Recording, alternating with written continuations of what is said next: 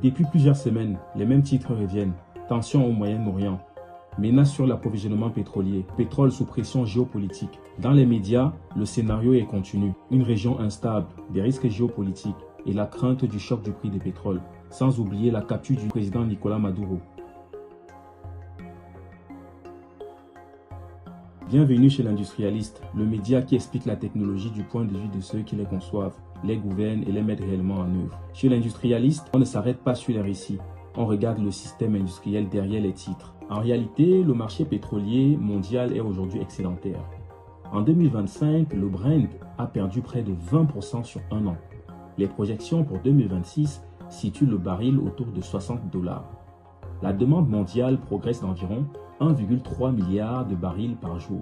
Mais l'offre augmente plus vite, portée par les États-Unis et le Golfe. Résultat, les stocks sont plus élevés et les chocs géopolitiques sont absorbés, pas structurants.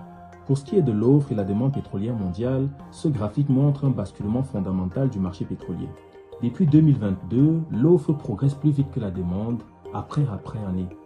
En 2026, l'écart dépasse les 2 millions de barils par jour et ce n'est pas une anomalie conjoncturelle, c'est un excédent structurel. Le pétrole n'est plus un marché de tension, c'est un système qui gère un surplus d'investissement passé, notamment en Amérique du Nord.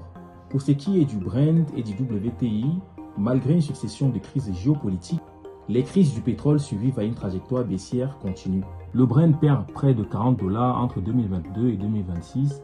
Le WTI, quant à lui, suit la même dynamique. Cela signifie une chose, la géopolitique crée de la volatilité sur le marché, mais elle ne structure plus les prix du pétrole. Le marché regarde désormais les fondamentaux industriels avant les cartes géopolitiques. Pour ce qui concerne l'Europe et leur dépendance énergétique, voici une réalité masquée généralement par les débats politiques. Ce graphique rappelle une réalité, comme je disais, généralement masquée par les débats politiques. L'Europe est presque totalement dépendante des importations. En France, en Allemagne et même en Italie, toutes dépassent 90% de dépendance. Certains atteignent même les 100%. Cela signifie que l'Europe ne subit pas seulement les prix du pétrole, mais la stratégie de ceux qui le contrôlent. Dans un monde de plus en plus transactionnel, cette dépendance devient un handicap majeur pour l'industrie européenne. Une question pourrait être importante aujourd'hui de poser, qui détient réellement le pouvoir pétrolier dans le monde? La répartition mondiale de la production pétrolière révèle un changement de pouvoir silencieux. Les États-Unis augmentent continuellement leur production pendant que l'OPEP plus la production de la Russie stagne ou recule. Le marché pétrolier n'est plus dominé par un cartel capable d'imposer les prix. Il est fragmenté, flexible et piloté par des acteurs et des producteurs de plus en plus rapides pour ajuster leur volume. Finalement, que cause la géopolitique? Y a-t-il volatilité ou rupture? Pour ce qui est du pétrole, chaque crise politique récente provoque une réaction immédiate des marchés.